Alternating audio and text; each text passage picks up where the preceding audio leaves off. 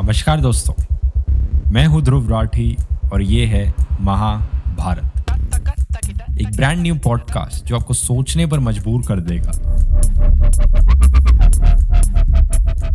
क्या आप अपने देश को जानते हैं? हर हफ्ते मैं लेकर आऊंगा एक सवाल इंडिया के बारे में और हम मिलकर उसका जवाब ढूंढेंगे और इन जवाबों से भारत को और बेहतर समझेंगे। ये एक स्पॉटिफाई ओरिजिनल पॉडकास्ट है in association with ATS studio. Welcome to Mahabharat. आर्थिक संकट से निपटने के लिए रिजर्व बैंक ने 1 लाख करोड़ रुपए के पैकेज का ऐलान किया है। इस पैकेज का मकसद किसान, छोटे और मध्यम उद्योग को मदद करना है। रिजर्व बैंक ने सुप्रीम कोर्ट में हलफनामा दाखिल कर बताया कि लॉकडाउन के दौरान बैंक के लोन का ब्याज किसी सूरत में माफ नहीं हो सकता और इसे सिर्फ टाला जा सकता है। आप सब ने दोस्तों रिजर्व बैंक ऑफ इंडिया यानी RBI के बारे में जरूर सुना होगा, लेकिन अगर मैं आपसे पूछूं कि ये बैंक एक्चुअली में करता क्या है तो क्या कहेंगे आप? हमारे farmer RBI governor D Subbarao को भी लगता था कि RBI को डीमिस्टिफाई करना बहुत जरूरी है। इन्होंने अपनी किताब Who Moved My Interest Rate Leading the Reserve Bank of India Through 5 Turbulent Years, ये किताब का नाम है। इस किताब में इन्होंने लिखा था कि इंडिया में बहुत से लोगों को, इवन एजुकेटेड इंडियंस तक को नहीं पता कि reserve bank of India actually में करता क्या है। इन्होंने लिखा था कि ज़्यादातर लोगों को बस ये पता है कि RBI करेंसी प्रिंट करता है, नोट प्रिंट करता है, लेकिन उससे ज़्यादा कुछ नहीं पता। लोगों के लिए RBI एक मिस्टीरियस इंस्टीट्यूशन है जो कुछ ऐसी चीज़ें करता है जिसका ज़्यादा रेलेवेंस नहीं है लोगों के लिए, आम जनता के लिए। तो ये बहुत ज़रूरी है दोस्तों एक्सप्लेन करना कि एक्चुअली में RBI करता क्या है। चलिए अपने तरीके से कोशिश करते हैं ये समझने की। दुनिया की ऑलमोस्ट हर कंट्री में एक सेंट्रल बैंक होता है और इंडिया का सेंट्रल बैंक RBI है। तो एक सेंट्रल बैंक करता क्या है? बहुत सी चीज़ें करता है। RBI पैसे बनाता है, ऑफ कोर्स करेंसी प्रिंट करता है, ये पहली चीज़ है। RBI ये भी इंश्योर करता है कि पैसा एक जगह से दूसरी जगह सही से ट्रैवल कर रहा है, account to account, bank to bank smoothly travel कर रहा है इंडिया में। जब भी आप कुछ अपने डेबिट कार्ड से या इंटरनेट पर कुछ खरीदते हैं तो बहुत ही बड़े नंबर की ट्रांजैक्शंस होती हैं जो बिहाइंड द सीन्स होती हैं कि आपका पैसा आपके बैंक से निकल के शॉपकीपर के अकाउंट में जाए या फिर किसी ई-कॉमर्स वेबसाइट के अकाउंट में जाए।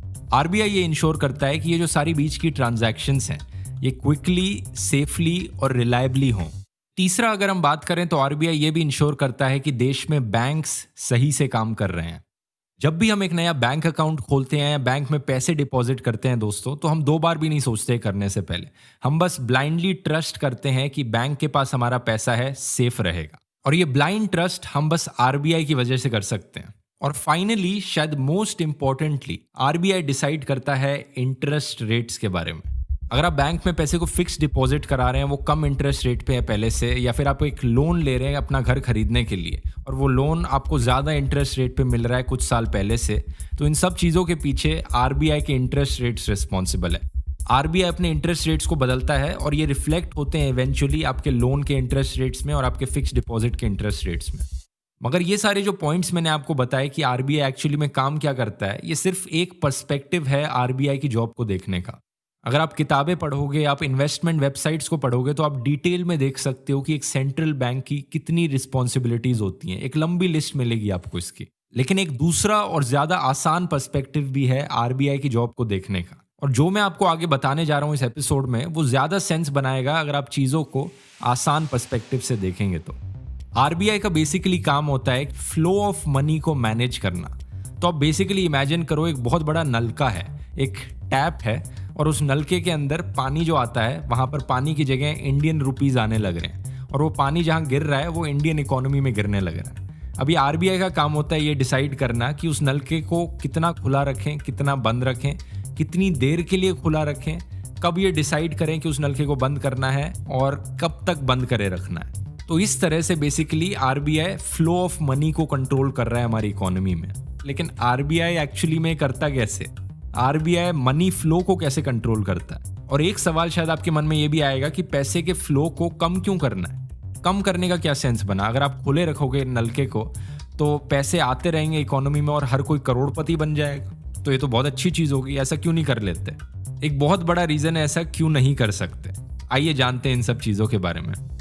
शुरुआत करते हैं RBI के बैंकिंग फंक्शन से। RBI एक ऐसा बैंक है जिस पे स्टेट और सेंट्रल गवर्नमेंट इंडिया में डिपेंड करते हैं। इसका मतलब ये है कि आरबीआई अपनी सारी बैंकिंग ड्यूटीज करता है सरकार के बिहाफ पे। सरकार अपने सारे कैश बैलेंसेस को आरबीआई में डिपॉजिट करती है, आरबीआई रिसीप्ट्स को एक्सेप्ट करता है और आरबीआई सरकार के बिहाफ पर पेमेंट भी करता है। आरबीआई सरकारों को लोन्स भी देता है टेम्परेरी पीरियड के लिए जब उन्हें ज़रूरत पड़े, जैसे कि अभी कोरोना वायरस के केस में जहां पर बहुत सारी स्टेट गवर्नमेंट्स के पास सख्त कमी हो रही है पैसे की लॉकडाउन की वजह से, तो आरबीआई ने टेम्परेरी लोन्स दिए हैं काफ़ी सारी स्टेट गवर्नमेंट्स को, जो कि उन्हें इवेंचुअली पे बैक करने पड़ेंगे। साथ ही साथ आरबीआई देश की पब्लिक डेट को भी मैनेज करता है, यानी देश के ऊपर जो कर्ज है। अक्सर ऐसा होता है कि सेंट्रल गवर्नमेंट को पैसे बोरो करने पड़ते हैं इंटरनेशनल फंडिंग एजेंसीज से, जैसे कि वर्ल्ड बैंक से या आईएमएफ से, बड़े बड़े प्रोजेक्ट्स को कंप्लीट करने के लिए इंडिया में। तो अक्सर ऐसे केस में आरबीआई उस लोन को मैनेज करने में मदद करता है, उसे चुकाने में और उस लोन के बारे में एडवाइस करने में। और बाकी कहें दोस्तों तो आरबीआई एक बैंकर्स बैंक भी है। बैंकर्स बैंक से मेरा मतलब क्या है कि जैसे मैंने आपको बताया, आरबीआई सरकार के लिए बहुत से बैंकिंग फंक्शंस परफॉर्म करता है। सेम चीज आरबीआई करता है देश में बाकी बैंक्स के लिए भी। जरा सोचकर देखिए, आप जनरली बैंक में जाते कब हैं? कई बार जाते हैं आप जब भी आपके पास पैसे की कमी होती है, कैश निकालना होता है या कोई इमरजेंसी होती है, तो आप बैंक में जाते हैं पैसे निकालने के लिए। लेकिन जरा सोचकर देखिए तब क्या होगा जब बैंक्स को खुद पैसे की जरूरत पड़ेगी। बैंक्स कहां पर जाएंगे, किसके पास जाएंगे पैसे मांगने के लिए? बैंक्स जाएंगे आरबीआई के पास। आप पूछोगे यहां पर शायद कि इससे हमारे ऊपर क्या इफेक्ट पड़ रहा है। पॉइंट बड़ा सिंपल है दोस्तों, अगर बैंक पर इफेक्ट पड़ेगा तो आप पर भी इफेक्ट पड़ेगा। इसीलिए बहुत जरूरी है इंडिया में बैंकिंग सिस्टम को रेगुलेट करना, बैंकिंग सिस्टम पर एक नजर रखना, और ये काम आरबीआई करता है। एक बैंकर्स बैंक होने के नाते आरबीआई इंश्योर करता है कि कमर्शियल बैंक्स हम लोगों के पैसे को मिसयूज नहीं कर रहे हैं। और आप पूछोगे कि ये कैसे इंश्योर करता है? इसमें कई तरीके हैं दोस्तों। वन ऑफ द वेज है कैश रिजर्व रेशियो के द्वारा। कैश रिजर्व रेशियो का महत्व है दोस्तों कि हर बैंक को इंडिया में अपने कुछ परसेंट ऑफ डिपॉजिट्स आरबीआई के साथ डिपॉजिट कराने पड़ते हैं। ये यूजुअली होता है 3 to 5%, यानी हर बैंक इंडिया में अपना करीब करीब 5% पैसा आरबीआई को दे देता है। और ये पैसा आरबीआई को देने से कोई इन्हें इंटरेस्ट नहीं मिलता है। ये पैसा सेफ्टी के लिए दिया जाता है आरबीआई को। अगर बैंक क्रैश हो गया, बैंक के पास पैसे खत्म हो गए, तो आरबीआई हमारे लिए इंश्योर करेगा कि हम लोगों ने जो पैसा अपना डिपॉजिट करा रखा है बैंकों में, वो पैसा सेफ रहेगा, कुछ परसेंट एटलीस्ट उस पैसे का। दूसरा तरीका है कि अगर बैंक आपके पैसों को मिसयूज करने लग रहा है तो आरबीआई उस बैंक के खिलाफ एक्शन ले सकता है आपकी मदद करने के लिए। जैसे कि पीएमसी बैंक के केस में 2019 की बात है, आपको याद होगा। पीएमसी बैंक ने करीब करीब 6,500 करोड़ के लोन्स दिए थे एक रियल एस्टेट कंपनी को, जो बाद में पता चला एक फ्रॉड कंपनी थी। जिन लोगों ने अपना पैसा डिपॉजिट करा रखा था पीएमसी बैंक में, उन्हें बड़ी चिंता थी उनके पैसे के साथ क्या होने वाला है, और उसके बाद ये हुआ। And the Reserve Bank of India, the central bank, has assured depositors of the crisis-hit Punjab and Maharashtra cooperative, the PMC Bank, that their money is safe. RBI ने एग्जिस्टिंग डिपॉजिट्स को प्रोटेक्ट किया और restrictions लगाई bank पर, और साथ ही साथ RBI ने विड्रॉल लिमिट को भी बढ़ा दिया जब ये स्कैम इन्वेस्टिगेट किया जा रहा था। तो आरबीआई की जिम्मेदारी ये भी है दोस्तों कि ये एक फॉरेन एक्सचेंज रिजर्व को मेंटेन करे।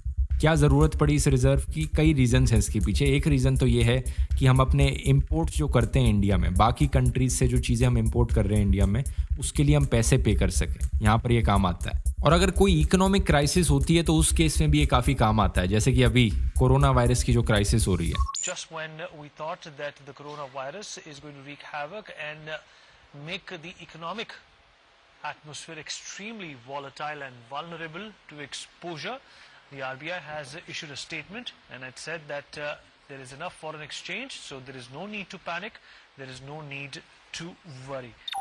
ये एक न्यूज़ की रिपोर्ट है जो बता रही है कि आरबीआई ने रिसेंटली भरोसा दिलाया देश को कि आरबीआई के पास सफिशिएंट अमाउंट ऑफ फॉरेक्स है इकोनॉमिक क्राइसिस से डील करने के लिए जो कोविड-19 की वजह से आ रखी है। वैसे अगर फॉरेक्स रिजर्व्स की बात करें तो इंडिया ने जून 2020 में एक नया माइलस्टोन रीच किया।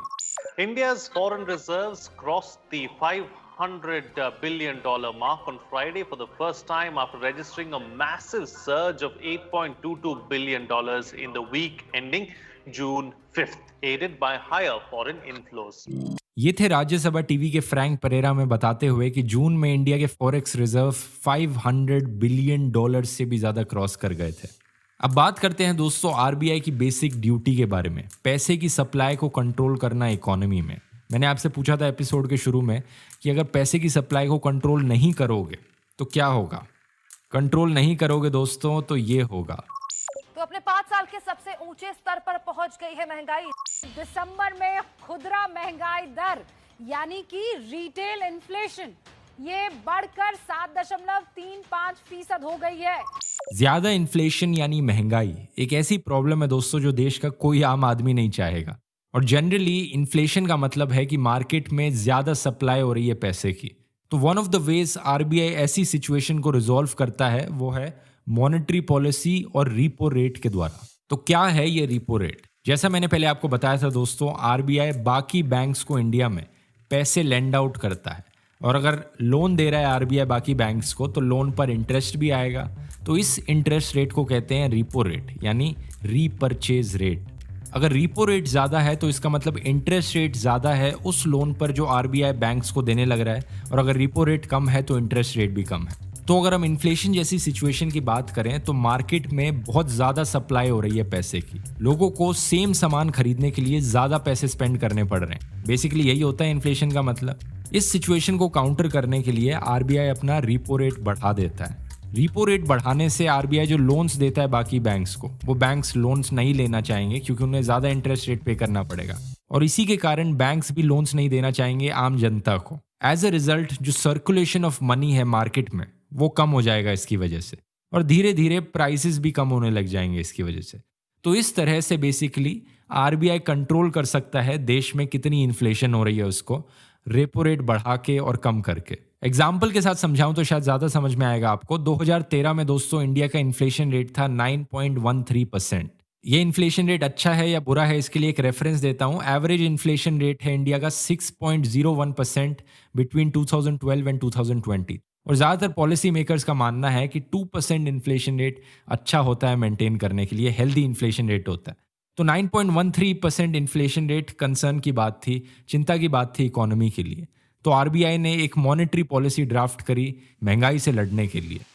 सितंबर और अक्टूबर 2013 के बीच में आरबीआई गवर्नर रघुराम राजन ने रेपो रेट को बढ़ा दिया 7.25% से लेकर 7.5% तक, और इसकी वजह से धीरे धीरे इन्फ्लेशन रेट घटने लगा, जो कि रिफ्लेक्ट हुआ अगले साल के इन्फ्लेशन के फिगर्स में।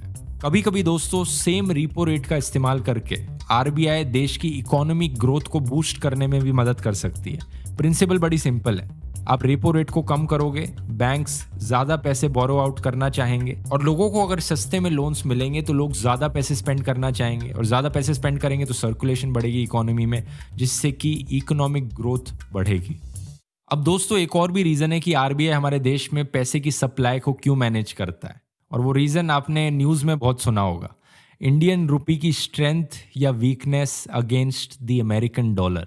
बहुत से लोग आप में से शायद जानते नहीं होंगे, लेकिन आरबीआई यहाँ पर एक बहुत बड़ा रोल प्ले करता है। इसे आंसर करने से पहले हम ये जानते हैं कि इससे फर्क क्या पड़ता है। ये थॉट आपके मन में भी आया होगा किसी पॉइंट ऑफ टाइम पे कि आरबीआई ऐसा क्यों नहीं कर देता कि $1 को इक्वल टू $1 बना दे, बहुत सिंपल हो जाएंगी चीज़ें। इतना सिंपल नहीं है दोस्तों। इनफैक्ट आरबीआई को एक बहुत ही डेलिकेट बैलेंस बनाकर रखना पड़ता है जब हम एक्सचेंज रेट की बात करते हैं। तो अगर रुपये की वैल्यू कम होगी, रुपी वीक होगा एज कम्पेयर टू डॉलर, सुनने में अच्छी चीज़ नहीं लगती है, लेकिन फैक्ट ये है दोस्तों कि वीक रुपी का मतलब है जो लोग एक्सपोर्ट कर रहे हैं चीज़ें, देश से बाहर बाकी कंट्री में चीज़ें एक्सपोर्ट करने लग रहे हैं, वो सस्ते में कर पाएंगे, तो उनके लिए बहुत अच्छा फ़ायदा होगा ये। इमेजिन करिए आप एक एक्सपोर्टर हैं और आप अपनी शर्ट को बेच रहे हैं वॉलमार्ट स्टोर में $10 के लिए। वॉलमार्ट एक बहुत ही पॉपुलर अमेरिकन स्टोर है। तो $10 की आप शर्ट बेच रहे हैं। जब एक्सचेंज रेट ₹50 to $1 होगा तो आप इस शर्ट बेचकर ₹500 कमाएंगे एक शर्ट के। लेकिन अगर रुपये की वैल्यू कमज़ोर हो जाएगी और रुपी होगा ₹55 to $1, तो सडनली आप ₹550 कमाएंगे एक शर्ट बेचकर। और इंडिया में अगर इन्फ्लेशन बढ़ेगी नहीं तो इसका मतलब ये हुआ कि सडनली आप ज़्यादा पैसे कमाने लग रहे हैं एक्सचेंज रेट की वजह से। इसका एक ऑपोजिट सिनेरियो भी है। दूसरी तरफ आप इमेजिन करिए आप एक इंपोर्टर हैं जो कुछ खरीद रहे हैं बाकी फॉरेन कंट्रीज से इंडिया में ला रहे हैं। शायद आप एक मोबाइल फ़ोन को इंपोर्ट कर रहे हैं यूएसए से और उसे मुंबई में बेचने लग रहे हैं। ऐसे केस में अगर रुपी ज़्यादा स्ट्रॉन्ग है तो ये आपके लिए ज़्यादा बेनिफिशियल है, क्योंकि आप सेम अमाउंट ऑफ रुपीज़ से ज़्यादा डॉलर्स की वैल्यू ले पा रहे हैं। इसका मतलब आप ज़्यादा मोबाइल फ़ोन से इंपोर्ट कर सकते हैं, या फिर अगर same number of mobile phone से इंपोर्ट करने हैं तो कम पैसे में कर सकते हैं। तो इसी रीज़न से दोस्तों एक बहुत ही डेलिकेट बैलेंस रखना बहुत ज़रूरी है। आरबीआई को बहुत केयरफुल होना पड़ता है एक्सचेंज रेट्स को मैनेज करने के लिए। रुपी को ज़्यादा स्ट्रॉन्ग बना दिया तो एक्सपोर्टर्स कंप्लेन करने लग जाएंगे, ज़्यादा कमज़ोर बना दिया तो इम्पोर्टर्स कंप्लेन करने लग जाएंगे। लेकिन आरबीआई ये सब मैनेज कैसे करती है? एज ऑलवेज दोस्तों, चीज़ें थोड़ी कॉम्प्लिकेटेड हैं और इंटरकनेक्टेड हैं, लेकिन सबसे आसान तरीका ये मैनेज करने का है आरबीआई के लिए फॉरेन एक्सचेंज रिजर्व्स के द्वारा। बेसिकली ये है दोस्तों, डॉलर्स में बहुत सारे नोट आरबीआई ने अपने पास रिजर्व में रख रखे हैं, स्टॉक में रख रखे हैं। तो अगर आरबीआई डिसाइड करता है कि उसे रुपी की वैल्यू को ज़्यादा स्ट्रॉन्ग बनाना है तो आरबीआई बेसिकली इन डॉलर्स को मार्केट में बेच देगा और उसके बदले रुपी कलेक्ट करेगा। और ऐसा करने से जो रुपी सर्कुलेट होने लग रहे हैं मार्केट में वो कम हो जाएंगे और एक एक रुपये की वैल्यू ज़्यादा बढ़ जाएगी। और एग्जैक्ट ऑपोजिट चीज़ होगी जब आप रुपी को कमज़ोर बनाना चाहेंगे तो आप बेसिकली रुपयों को स्पेंड करेंगे और डॉलर खरीदेंगे। तो basically RBI flow of rupees को इस्तेमाल करती है इंडियन इकोनॉमी के एक बहुत ही इंपॉर्टेंट एस्पेक्ट को मैनेज करने के लिए। तो अगली बार अगर आप सुने किसी को चीख चीख कर ये कहते हुए कि ये कितने शर्म की बात है, हमारी रुपी की वैल्यू कितनी कमज़ोर हो रही है, या फिर कितने प्राउड फील करने की बात है कि रुपी देखो कितना स्ट्रांग होता जा रहा है, तो उन्हें आप ये एपिसोड दिखा सकते हैं और समझा सकते हैं कि सच्चाई असल में दोस्तों थोड़ी ज़्यादा कॉम्प्लिकेटेड है। इससे कई बारी रुपये की वैल्यू वीक होना इंडिया के लिए बेनिफिशियल हो सकता है।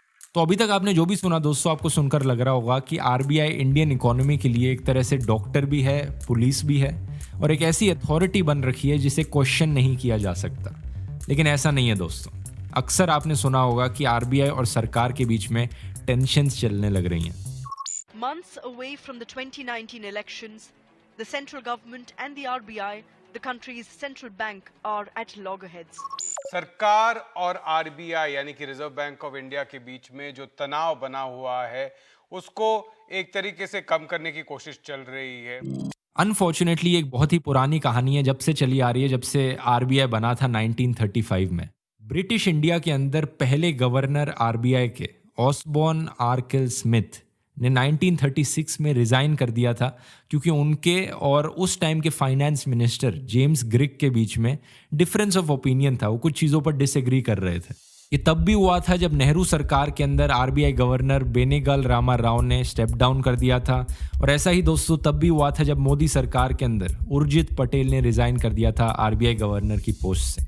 तो सवाल ये उठता है कि ऐसा क्यों होता है। 1935 में जब आरबीआई को बनाया गया था, इसे एक ऐसे इंस्टीट्यूशन की तरह देखा गया था जो सरकार से इंडिपेंडेंट होगा और देश के बैंकिंग सिस्टम और इकोनॉमी का ध्यान रखेगा। लॉजिक ये था कि इंडिपेंडेंट होना, फ्री फ्रॉम पॉलिटिकल इन्फ्लुएंस होना इंश्योर करेगा कि इकोनॉमी में स्टेबिलिटी रहती है। नहीं तो सरकार हमेशा आरबीआई को अपने इशारों पर नचाकर वो करवाना चाहेगी जो सरकार चाहती है, और हर इलेक्शन के बाद हमारे पास एक नई इकोनॉमिक क्राइसिस खड़ी मिलेगी। लेकिन अगर प्रैक्टिकली देखा जाए दोस्तों, तो अक्सर आरबीआई और सरकार दोनों ही रिस्पॉन्सिबल है इंडियन इकोनॉमी के लिए। इसी रीजन से वो डिसएग्री करती हैं इंपॉर्टेंट फाइनेंशियल डिसीजंस पे। फॉर एग्जाम्पल 2018 में सेंट्रल गवर्नमेंट चाहती थी कि आरबीआई इंटरेस्ट रेट्स को कम कर दे क्योंकि इन्फ्लेशन थोड़ी सी बढ़ गई थी। लेकिन उस टाइम के आरबीआई के गवर्नर उर्जित पटेल ने ऐसा नहीं किया। उन्होंने एक्चुअली में इंटरेस्ट रेट्स को बढ़ा दिया। ये जो डिसएग्रीमेंट थी, इसकी वजह से कई प्रॉब्लम्स क्रिएट हुई आरबीआई और सरकार के बीच में थ्रू आउट द ईयर, और इन दी एंड उर्जित पटेल को इस्तीफा देना पड़ा। ऐसी ही कुछ टकरार तब भी देखने को मिली जब आरबीआई गवर्नर रघुराम राजन थे और प्रेजेंट सरकार के बीच में। रघुराम राजन पहले आरबीआई गवर्नर थे जिन्हें 2 दशकों में एक सेकंड टर्म नहीं मिली। दोनों पक्ष के बीच में टेंशन्स तो चलती रहती है, लेकिन आरबीआई का इंडिपेंडेंट होना, आरबीआई की आज़ादी बहुत बहुत बहुत ज़रूरी है। ये जो प्रिंसिपल ऑफ इंडिपेंडेंस है, ये आरबीआई के एम्बलम में भी लिखी हुई है। आप ये अपने रुपी के नोट में भी देख सकते हैं। जो एम्बलम है वो बेसिकली एक टाइगर है जो एक पाम ट्री के सामने खड़ा है, और ये जो एम्बलम है दोस्तों, ये ईस्ट इंडिया कंपनी के एम्बलम से लिया गया, वहाँ से इंस्पिरेशन था इसका। ईस्ट इंडिया कंपनी के लिए एक लायन हुआ करता था पाम ट्री के सामने। इंडिया ने टाइगर से रिप्लेस कर दिया उस लायन को क्योंकि इसे एक भारतीय प्रतीक समझा गया, और टाइगर बेसिकली इंडिपेंडेंस को भी सिग्निफाई करता है। तो बेसिकली मीनिंग ये बनता है कि आरबीआई एक गवर्नमेंटल बॉडी है पर गवर्नमेंट से इंडिपेंडेंट है। जो पाम ट्री है वो बेसिकली रिप्रेजेंट करता है ट्रूथ, वार्मथ, प्रोटेक्शन और सिंगलनेस ऑफ पर्पस को, यानी सच्चाई, सुरक्षा, जोश और उद्देश्य दर्शाता है। इस एपिसोड के लिए इतना ही। उम्मीद है आरबीआई को डीमिस्टिफाई करने में मैंने आपकी कुछ मदद करी होगी, आपने कुछ नई चीज़ें जानी होंगी इस एपिसोड से। अगले हफ्ते फिर मिलते हैं महाभारत के एक नए एपिसोड में। धन्यवाद. I'm Dhruv Rathi and you've been listening to Mahabharat, a Spotify original podcast created in association with ATS Studio.